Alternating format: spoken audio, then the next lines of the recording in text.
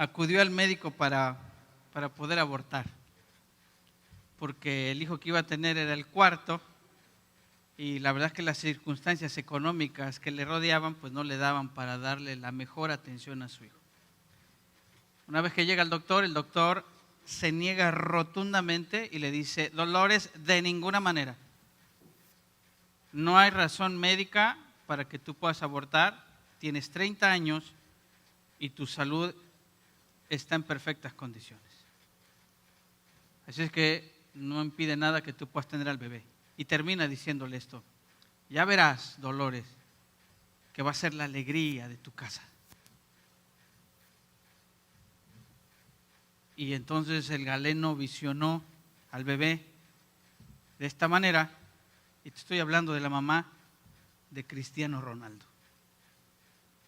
Uno de los mejores jugadores, de los mejores atletas deportivos de la última década, que la verdad es que cuando uno ve sus capacidades, sus habilidades, es impresionante. La verdad es que hasta hay gente que se ha dedicado a estudiar su cuerpo, porque la verdad es que es un atleta de alto rendimiento que sobrepasa los estándares de la mayoría.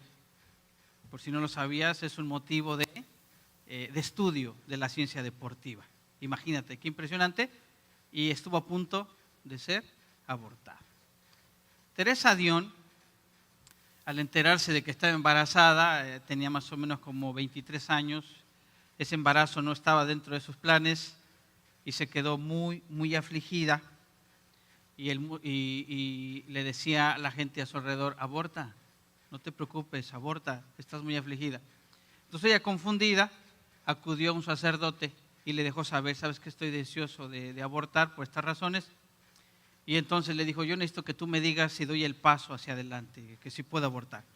Y el sacerdote le dice: te animo a que no lo hagas, no abortes. Y esta madre es la mamá de Celine Dion. Si no sabes quién es Celine Dion, te pido que vayas y la busques. Una voz angelical maravillosa. ¿Okay? Una mujer llamada Joan, siendo muy joven, además de ser muy joven, tenía como 17 años, sus padres de esta Joan estaban en contra de la relación que ella tuvo con esta persona. Y entonces ella dijo: ¿sabes qué?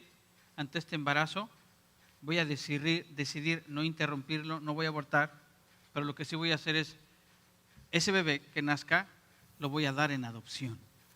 Yo no voy a ser alguien que va a cuidarlo. Entonces nace el bebé, lo da en adopción. Y este niño que fue dado en adopción, siendo adulto, mueren sus padres adoptivos, y al morir los padres adoptivos, él dice: voy a buscar a mi progenitora. Voy a buscar a la mujer que me dio vida. Y este hombre va y busca e indaga y se da cuenta que su progenitora también murió. Y la intención de este hombre al ir a buscar a su progenitora era simplemente para decirle: te doy muchas gracias por no haberme abortado. Y este hombre se llamaba Steve Jobs. ¿Alguien conoce a Steve Jobs? Es uno de los más notables ingenieros en computación, dueño de una de las mejores marcas que existen: Apple Watch, tablets, computadoras. Es increíble porque él vino a revolucionar las cuestiones de la computación. Y así te puedo hablar de Justin Bieber, así te puedo hablar de Andrea Bocelli, y quizá hasta puedo hablarte de algunos de ustedes que están aquí o que están en línea. Quizá algunos de ustedes estuvieron a punto de ser abortados, algunos lo saben, otros ni por enterado. Pero estoy convencido que si naciste es porque tienes un propósito. Estas personas que te estoy relatando estaban rodeadas de circunstancias difíciles mientras estaban gestando. Y escucha lo que te voy a decir: optaron, eligieron, decidieron, seleccionaron. Te estoy dando varios sinónimos de la palabra elegir. Y una de las que más me impresionó, la palabra elegir, significa destino. Ellos destinaron a sus hijos en el momento que decidieron no abortar. Y la verdad es que la humanidad estamos muy agradecidos porque estas personas han enriquecido en dado momento nuestras vidas, han resultado unos genios en sus campos y de cierta manera han estado cumpliendo su propósito de vida. Y este es mi punto, precisamente, algo que tú y yo debemos de considerar. Al decidir abortar, no solo se asesina una vida, por cierto, una vida inocente, pero se destruye un propósito de vida. Lo voy a volver a decir. Cuando alguien decide abortar, no solo asesina, no solo termina con una vida, sino también está destruyendo un propósito de vida. Está destruyendo un bien que el Señor diseñó para este mundo a través de un ser humano. Así es que, déjame decirte que sin importar tu fisionomía, tus dones, tus talentos, tus habilidades, toda persona tiene un propósito divino. ¿Ok? Todo ser humano tiene un propósito. Y cuando tú y yo leemos las Escrituras, uno de los que nos deja saber esto que te estoy diciendo es Jeremías. Y en Jeremías dice que el Señor le habla y le dice, antes de que te formara en el vientre, escucha, antes de la formación de su cuerpo, ya te había elegido.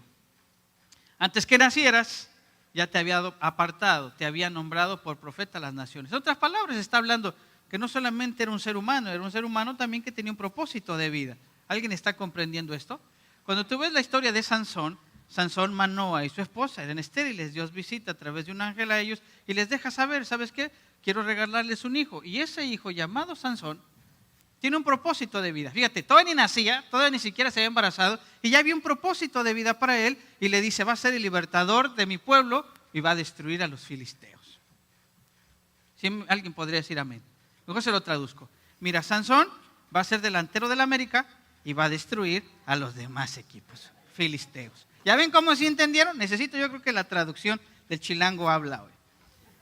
Y cuando tú ves a David, un hombre llamado David, uno de los mejores reyes que narra la Biblia, que por cierto, cuando tú lees el Salmo 50, dice, en pecado me concibió mi madre.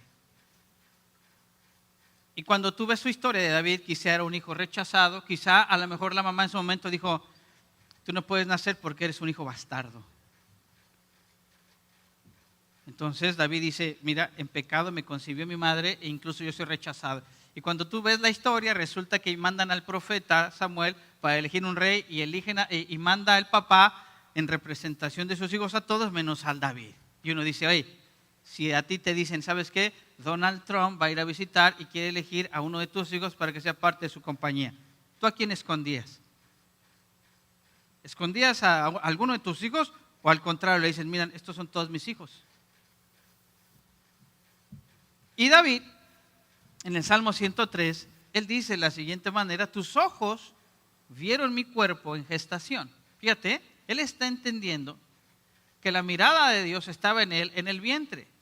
Y dice, y estaba escrito en tu libro, todos mis días, que tú habías diseñado. Entonces volvemos al punto en donde dice, no solamente hay una gestación de una vida, sino también está la gestación de un propósito de vida. Y vaya si David le hemos agradecido. La mayoría de los cantos que tú y yo entonamos, muchos de los cantos que aquí alabamos al Señor, son inspirados en lo que Él escribió en las Escrituras.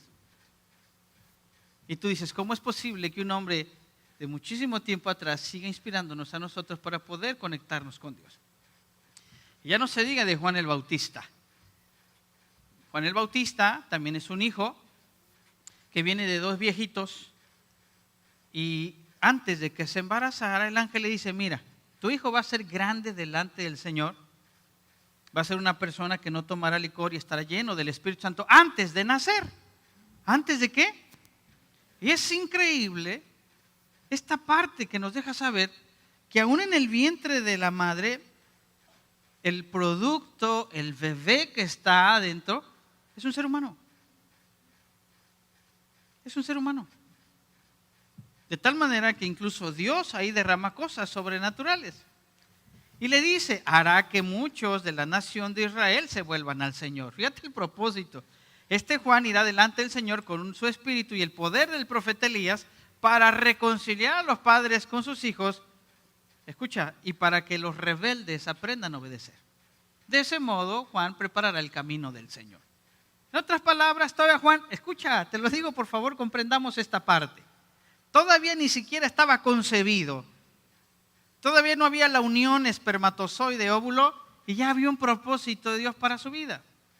Muy bien, y ya no se diga de Jesús. Cuando Jesús viene y le dice, porque Él salvará a su pueblo de sus pecados. Así es que aquí te estoy demostrando entonces que cuando alguien decide terminar con una vida a través del aborto, no solamente está asesinando una vida, está destruyendo, está aniquilando un propósito de vida. Muy bien, y quizá tú eres uno de ellos. Quizá uno de los ejemplos eres tú. Efesios va a decir, porque somos hechura de Dios. ¿Quién te hizo? Dios. Voltea con él a tu lado y dile, andaba medio enojado el Señor cuando te hizo. Contigo se estaba risueño, estaba contentillo el Señor contigo. Voltea a ver al lado y dile, esa emoción no la conozco. Eso es algo que yo le digo a mi hija. Hija, ¿por qué eres bonita? Pues porque Dios me hizo, papá. Así es, hijo. ¿Y dónde te tomó? Ese molde. Acá tu servilleta, Alice. Cada vez que yo voy en la mañana al espejo digo, oh Dios, cuán grandes y maravillosas son tus obras. Todas ellas anuncian tu gloria. Imagínate viéndote en el espejo y dices, no, sí, Señor, la verdad. Te bañaste conmigo, dicen los norteños. Porque somos hechura de Dios en Cristo Jesús para buenas obras. Que Dios dispuso antes del fin para que las pongamos en práctica. Volvemos al punto. Cada persona que está aquí, cada persona que ya está concebida en el vientre, aún antes de hacerlo, ya tiene un propósito de vida. Así es que tú y yo tenemos un propósito de vida. Por eso, al decidir abortar, no solo estamos asesinando una vida inocente, pero se destruye un propósito de vida. Por eso, definitivamente el Señor lo desaprueba y aborrece. ¿Ok? De tal manera que Él lo estableció en el decálogo de sus mandamientos. Uno de sus mandamientos dice, no asesinarás. Muchas traducciones dicen, no matarás. En realidad, la aproximación más correcta dentro de los 10 mandamientos es no asesinarás. Porque tú puedes matar en defensa propia. Y dentro de tu defensa, algo acontece de tal manera que la otra persona que te está agrediendo muere. Pero asesinar implica voluntad y decisión de hacerlo, que lo haces deliberadamente. Por eso Él dice, no asesinarás. En otras palabras, está diciendo, si tú piensas, meditas, planeas deliberadamente, tú estás queriendo afectar y dañar a otra persona, y más a un inocente. ¿Alguien está entendiendo esto conmigo? Y lo define de mejor manera en Proverbios 6:16. Lean conmigo Proverbios 6:16, leámoslo en pantalla. Ayúdeme a leerlo y el que no lo lea, cuando tenga un nieto se va a parecer a mí. Muy bien. Proverbios 6:16, escucha lo que dice. Hay 6 cosas que el Señor odia. Otros dicen aborrece, repudia. Esta palabra significa le da asco. No, en realidad son 7 las que detesta. Pónmelo, por favor. Los que le van al Cruz Azul. No, perdón, me equivoqué. Discúlpenme. Los ojos arrogantes, la lengua mentirosa y las manos que matan al inocente.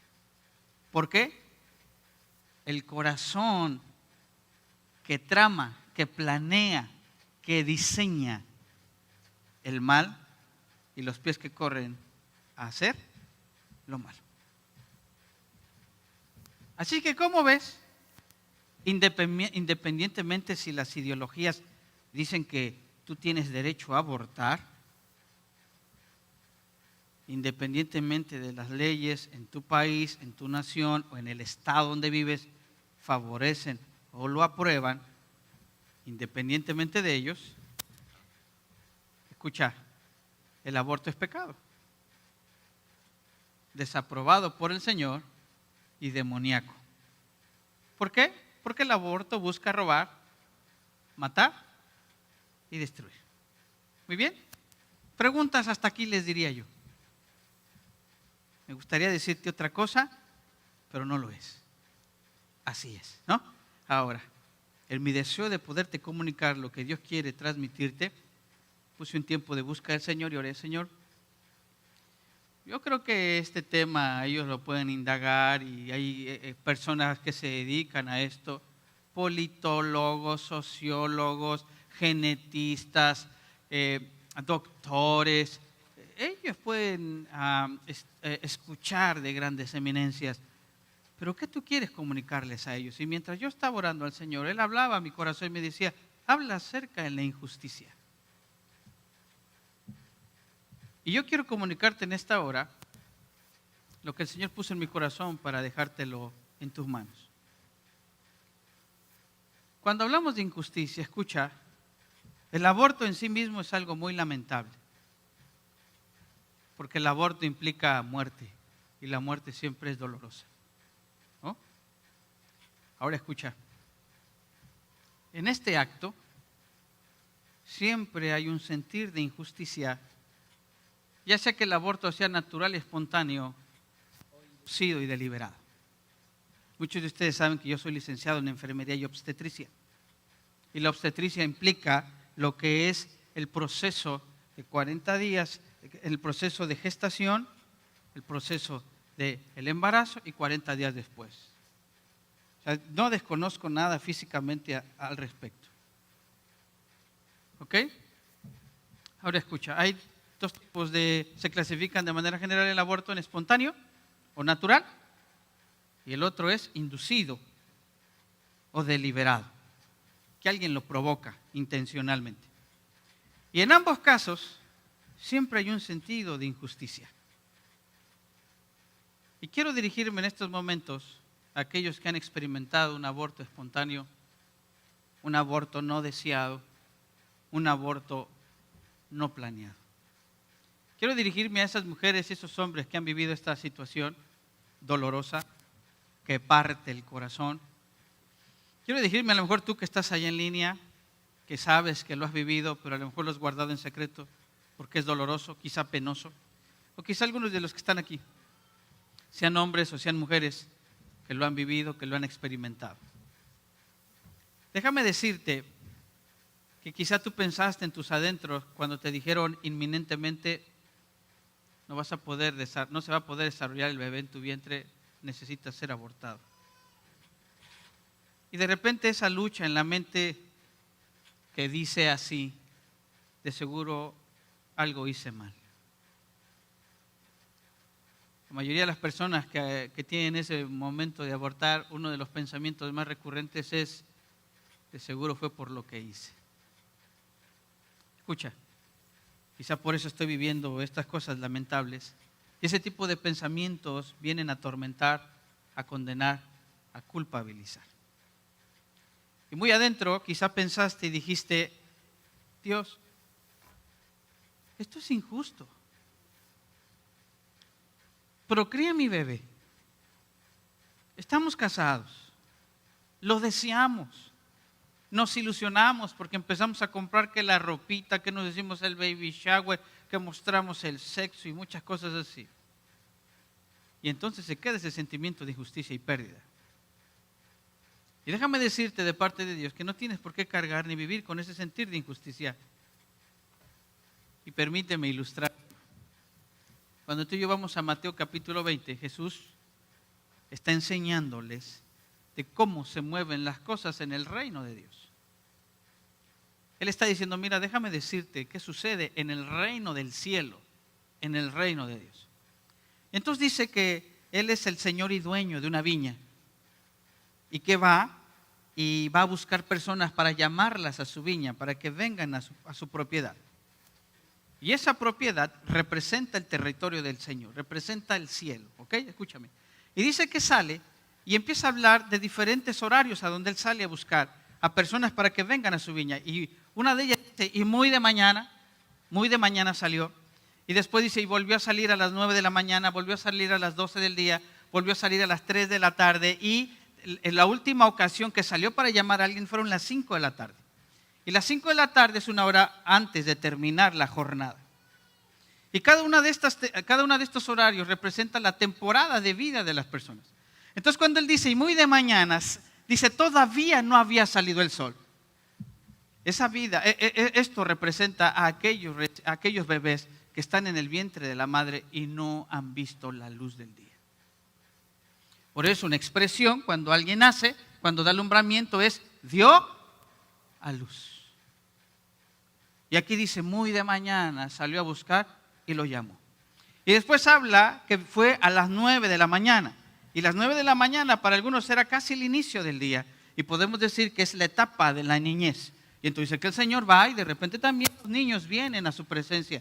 Y después dice, salió a las 12 del día. Y las 12 del día nosotros decimos, está la mitad de la vida, está en la juventud. Y la mitad, a mediodía, representa tanto la vida adolescente como de joven. Y después dice, salió a las 3 de la tarde. Y está hablando de la vida de adulto. Y dice, y salió a las 5 de la tarde cuando está por terminar la jornada. Y esto se asemeja a las personas que están en senectud, a los de la tercera edad. ¿Vamos bien? Y entonces, cuando los manda a llamar y les va a querer pagar, se oye en el relato, se oye un reclamo de injusticia. Y se oye un reclamo de injusticia, escúchame, porque querían que a todos se les pagara igual. Los que comenzaron desde muy de la mañana y los de una hora antes, esperaban que si les pagaron lo mismo a los de una hora antes de la jornada, pues a los que comenzaron desde la mañana les iban a pagar muchísimo más. Y cuando no, lo reclaman. Y cuando no, alguien dice, oye, esto es injusto. ¿Cómo esto lo podemos asimilar en el embarazo? Como cuando tienes una amenaza de aborto y hay una persona a la par tuyo también embarazada, pero aquel se salva y el tuyo no. Y hay ese sentir de injusticia al de decir, ¿y por qué el de ella sí? ¿Y por qué mi bebé no? Y esta es la contestación del Señor. Escucha, y es interesantísimo. Pónmelo en pantalla, por favor. Pero respondiendo él, le dijo a uno de ellos, amigo, ¿cómo le dice? Amigo, no te hago ninguna injusticia. ¿Qué sentimiento tenía esta persona? Un sentimiento de, esto es injusto. Y ahora fíjate lo que le dice.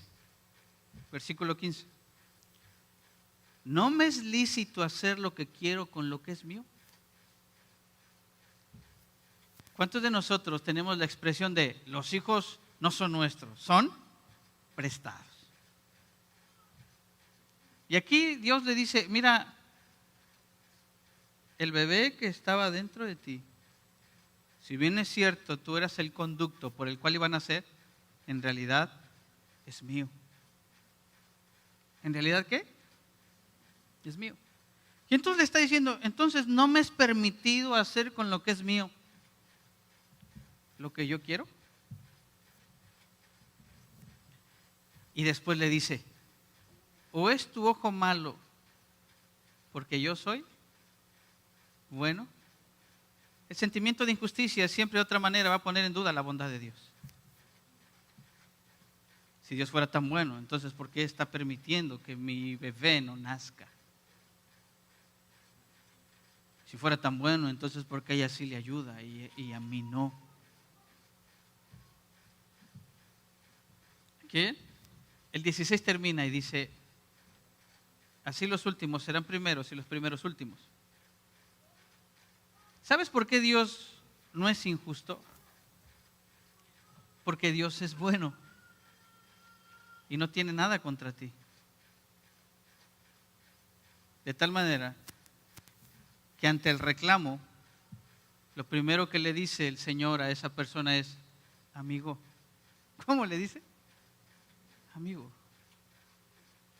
No usa ninguna palabra peyorativa, no le dice, a ver tú incrédulo, a ver tú pecador, no le dice así, le dice, amigo. Y después dice, hey, el hecho de que tú estés viendo esto de una manera equivocada no deja y no cambia de que yo sea bueno. En segundo, no es injusto, porque en realidad el bebé que tú gestas le pertenece a Dios por derecho de creación y por derecho de redención. Y no es injusto porque tu bebé fue llamado a las primeras horas, muy de mañana, y déjame decirte esto, y no es tan injusto porque ese bebé desde tempranas horas está pasando mayor tiempo en la presencia de Dios que los de las 3, los de las 12 y los de las 5. Y déjame decirte algo, el Señor nunca te quita nada, porque tenemos esa expresión de el Señor me lo quitó. No, el Señor no te quita nada, Él recibe a tus hijos. Y hay una gran diferencia entre pensar me lo quitó a el Señor lo recibió. Muy bien, escúchame, y no es injusto porque ese bebé cumplió su propósito. A mí me ha tocado, escúchame, estar en la sala de partos con personas que tienen que recibir a su bebé muerto, sin cerebro, mal formado. Es doloroso, es dolorosísimo. Pero créeme, cuando yo veo a esas mujeres y abrazan a sus hijos, veo el amor que le pueden tener a esos niños. Y cuando viene un segundo o un tercer hijo, aman a esos pequeños como nunca antes en la vida. Porque ahora saben cuánto vale la vida de un bebé. Ahora pueden experimentar cuánto se puede amar a una persona. Y no estoy diciendo que Dios tiene que usar algo malo para sensibilizarte, pero a veces algunos de nosotros tenemos que pasar por una experiencia así para entender y valorar la vida. ¿Alguien está entendiendo esto conmigo? Díganme amén. ¿Ok? Por eso es que no es injusto. Pero ahora déjame dirigirme a ti que quizá tomaste la decisión de abortar. ¿Y sí? Fue injusto que un inocente muriera. Y tú, como madre y como padre, también lo experimentaste y sufriste. Y déjame decirte que sí.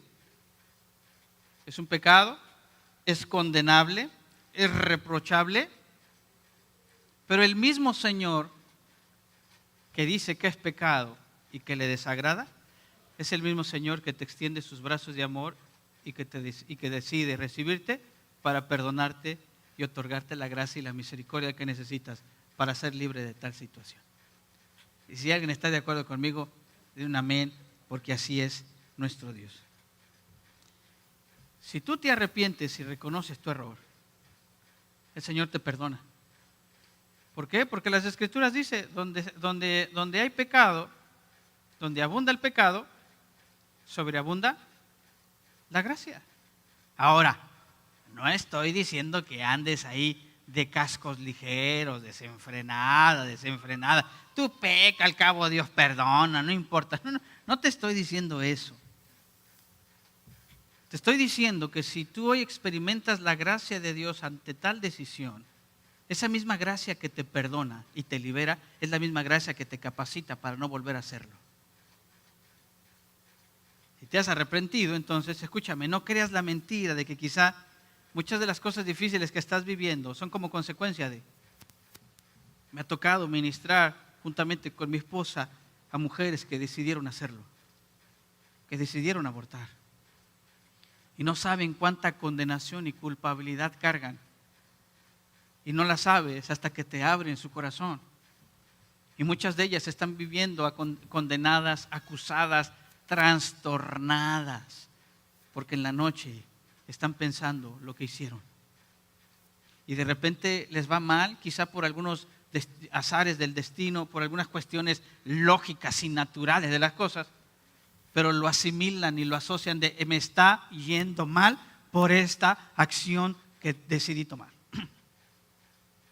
Pero la Biblia no enseña eso. La Biblia enseña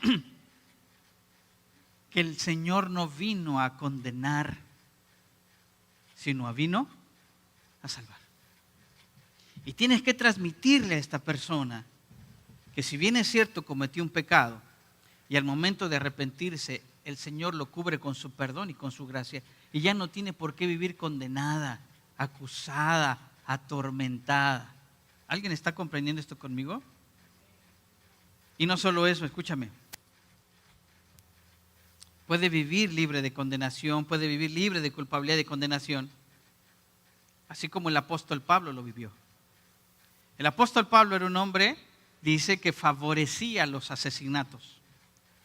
Y favorecía los asesinatos de gente inocente. Y Jesús vino a ese encuentro y lo perdonó. Y no solo lo perdonó, lo amó, lo aceptó y le dio propósito. Así que si tú tomaste la decisión de abortar, te hablo a ti y te digo, acepta el perdón de Cristo, acepta su amor. Y no solo vive el perdón y su amor, ahora encuéntrale el propósito y úsalo para ayudar a alguien en la misma situación que tú. Me he encontrado con personas que decidieron abortar, conocieron el caso de manera más específica en lo espiritual, en lo emocional, se dieron cuenta de su error y ahora son pro vida. Ahora son gente que está dispuesta a apoyar y ayudar a mujeres y hombres que se encuentran en la misma circunstancia. ¿Ok? Ahora escucha, quiero terminar con esto. En el área de la medicina dicen que lo mejor es prevenir que curar. En el área de la construcción dice, hazlo bien desde un principio porque la restauración cuesta muy cara y cuesta mucho trabajo. La pregunta es, ¿cómo lo hacemos? Yo te enseñé que en las clases de aborto está el que lo hizo, el que le sucedió espontáneamente y el que lo hizo deliberadamente. ¿Ok? Y ambas cosas nosotros tenemos que tener precaución. Yo me he encontrado con personas que cuando alguien está abortando espontáneamente, lo primero que le dicen, pues cómo no, si algo has de haber hecho por tu pecado. Pues cómo no, si no vienes ni a la iglesia, cómo no, si no oras. Y ahora resulta que esas personas con su comentario están juzgando y están criticando de por sí el corazón de una persona que está herido y está lastimado. Y ya no se diga a los que deliberadamente, los que intencionalmente van y lo hacen. Lo juzgan, lo critican y lo condenan. Ahora escucha, ¿qué debemos hacer? Hagamos un lado el legalismo y desprecio de aquellos que le ha pasado y que lo han hecho. ¿Sabes cómo? ¿Sabes cómo podemos ayudar a ese tipo de personas? Sencillo. Ponles rostro, ponles nombre y ponles apellido. Porque nosotros podemos hablar de la cuestión del aborto. Pero cuando le pones rostro, cuando le pones nombre y cuando le pones apellido, créeme, la manera en que lo tratas es totalmente diferente. ¿Cómo es eso? A esa persona, ponle el nombre de tu hijo. Ponle el nombre de tu hija. ¿Cómo los vas a tratar? ¿Cómo los vas a tratar? ¿Qué les dirías? ¿Los correrías de tu casa? ¿Los condenarías?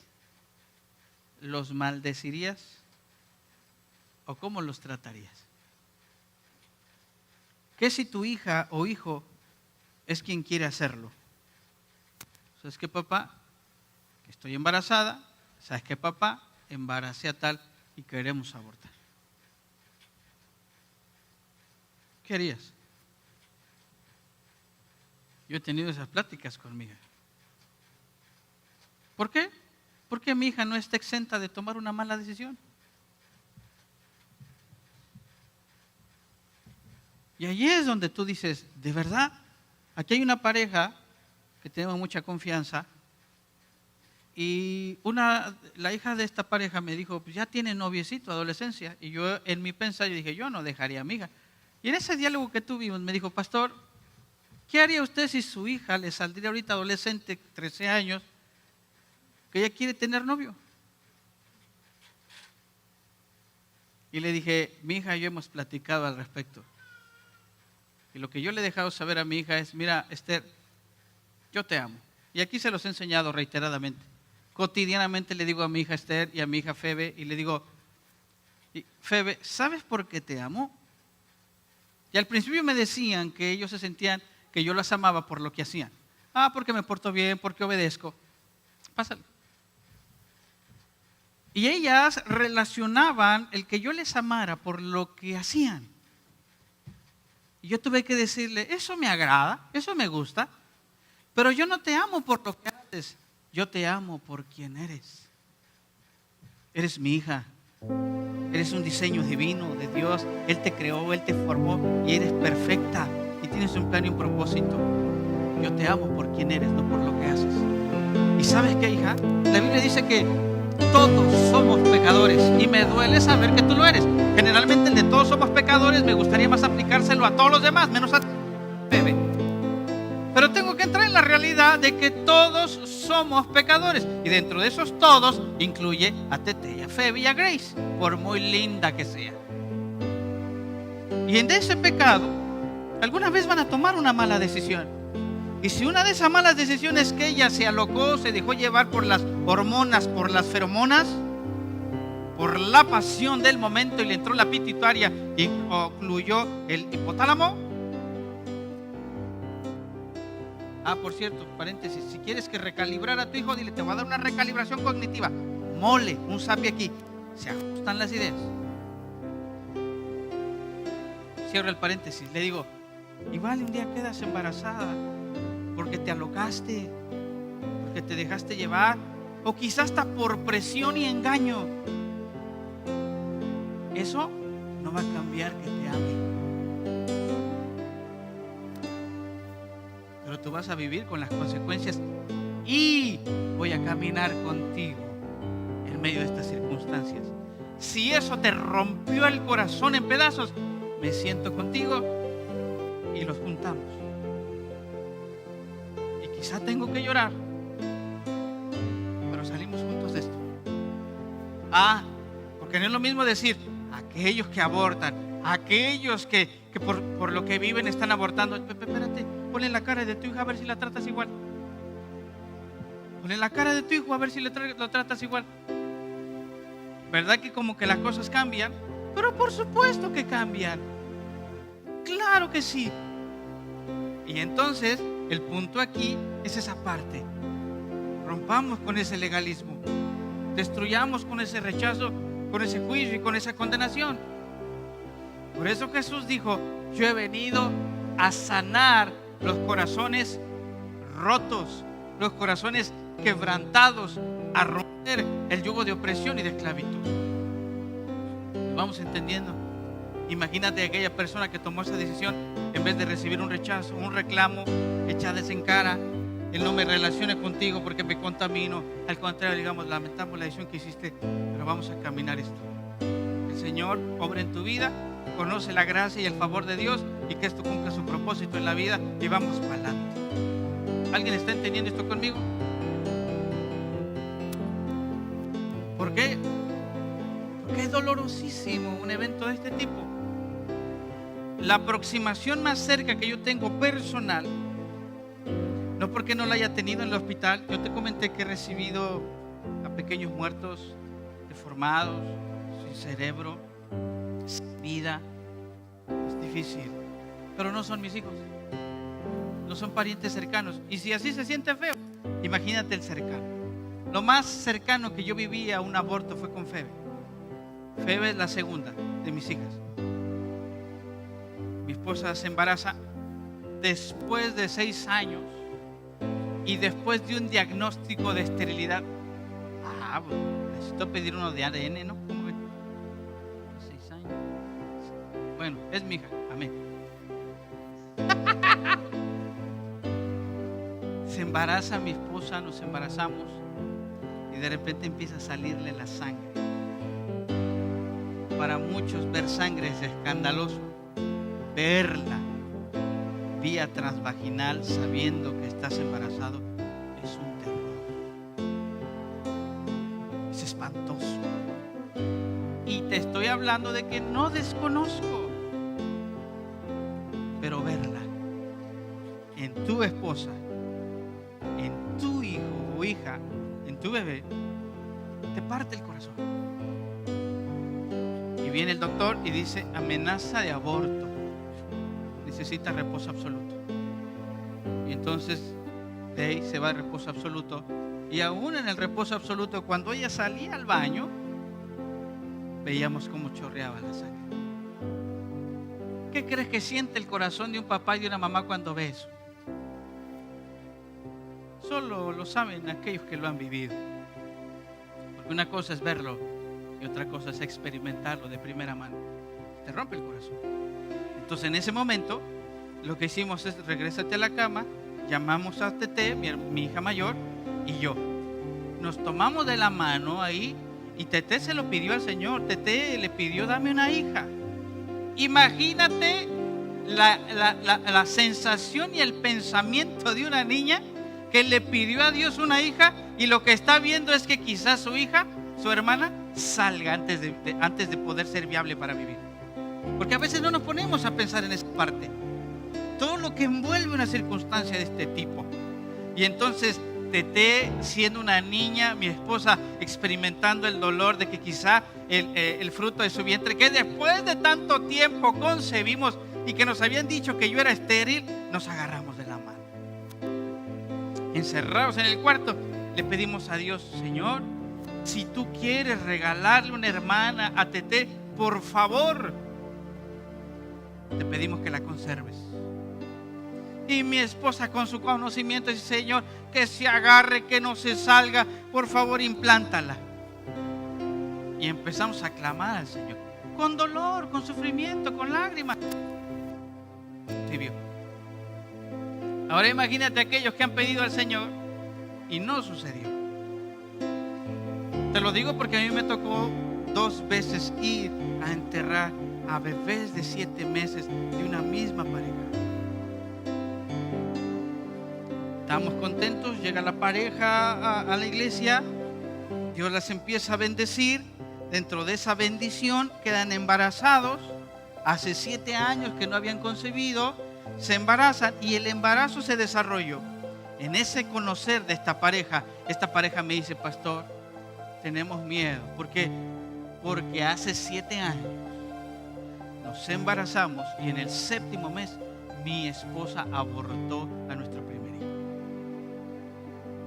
Y en este segundo vamos a llegar al 7º mes y tenemos miedo. Oramos, le pedimos al Señor que no sucediera tal cosa, y te tengo que decir que volvió a suceder. Otro aborto y salió espontáneo. Y cuando íbamos al cementerio y abríamos la cajita donde lo van a enterrar, yo vi la cajita del niño, del primer niño, y arriba la del otro niño. Y uno va y se pregunta a Dios: ¿por qué? Y Dios tendrá sus respuestas, y no me las tendría que dar a mí, se las tendría que brindar a la persona. Lo que yo sí sé es: lamento lo que estás viviendo, estoy para acompañarte en medio de esta circunstancia tan difícil. ¿Te imaginas una congregación que en vez de decir: sí, algo has pecado, pues porque estás en adulterio, y uno en vez de ayudar, de brindar consuelo y apoyo, de repente se nos salen esos comentarios irresponsables, tontos y estúpidos? Y Dios no nos llamó a mí y a ti y a ninguno de los que estamos aquí a condenar, a juzgar, sino a ayudar.